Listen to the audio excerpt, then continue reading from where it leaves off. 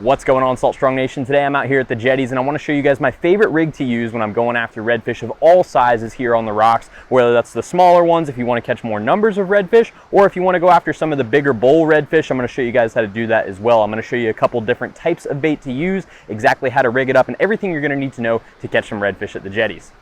So let's talk about baits here. Now the first one's probably pretty obvious, and that's just a finger mullet. This is for my smaller redfish, my under slot and within slot redfish. This is a great bait to use. Redfish love them regardless of where you are. I use these inshore as well, and I catch a lot of redfish that just are good number size redfish. If you want to go out and catch a lot, get a lot of tight lines, this is a great bait to do that. And I'd like to pair this bait with a smaller size circle hook, typically a 4/0 or a 3/0. That's a good size for this bait right here. And this 3, 4-inch, 5-inch mullet is about as big as I'm going to go for some of those redfish that I just want to catch a lot of numbers of. Now, if you are going after some of the larger redfish, I would recommend that you use a bit bigger bait, like a pogie. This is a Medhaden pogie, LY. Some places will call them that. They've got different names, different places. I believe even further up north, they're called bunker. But these work really well. Cut threadfin shad work, or even some of larger mullet. I would say I would go at least 7, 8 inches for some larger mullet, but these are a little bit more preferred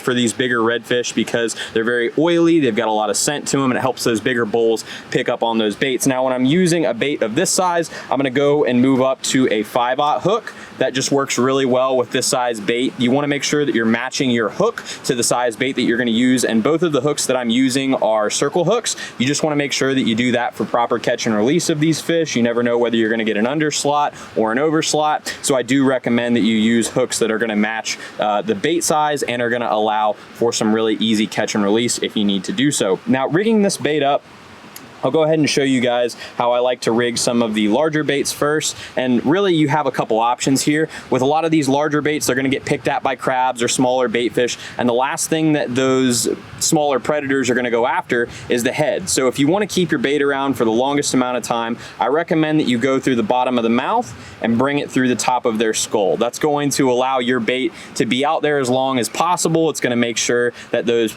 smaller crabs, when they pick through the body, you've still got a little bit here, so you've got the longest time in the water with this bait, even if you've got small predators picking at it. Now, if you're going after some of those number size redfish, again, you're going to be using one of these 4/0 hooks. These are a little bit more preferable for those smaller reds, and they match up with the bait a little bit better, so I'm going to pull one of these out, and it's basically the same thing. And these mullet are small enough to where you can hook them through the nose as well, just like so. This is again just going to allow small predators to be able to pick at the tail and other things like that, and you'll still have a lot of bait left on there for a little while.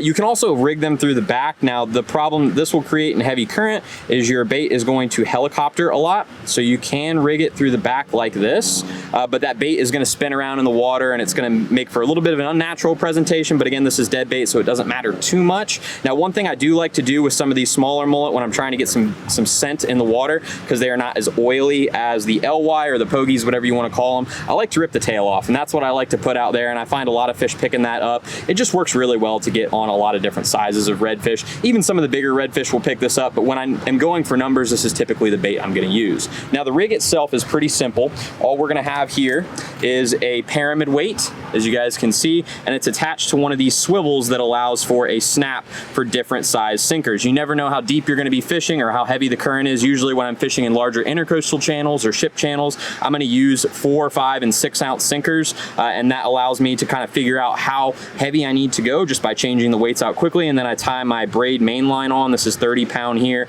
because I'm fishing around some rocks, and I'm just going to do a improved uni, which you use with the braid. You go through the swivel twice. We've got a video on how to do that if you need to see it, but this is going to create a secure connection to that swivel, and then I tie the bite leader, which is about 10 inches, nothing crazy, onto the actual circle hook, and then you're set there. And it's the same story with the smaller baits, but typically you're going to be fishing in much lighter current, so I opt to use more of a 2.5, 3 ounce sinker. I find that that's better for fishing in, you know, light surf or close to the rocks where there's not as much chop and you don't need such heavy of a weight.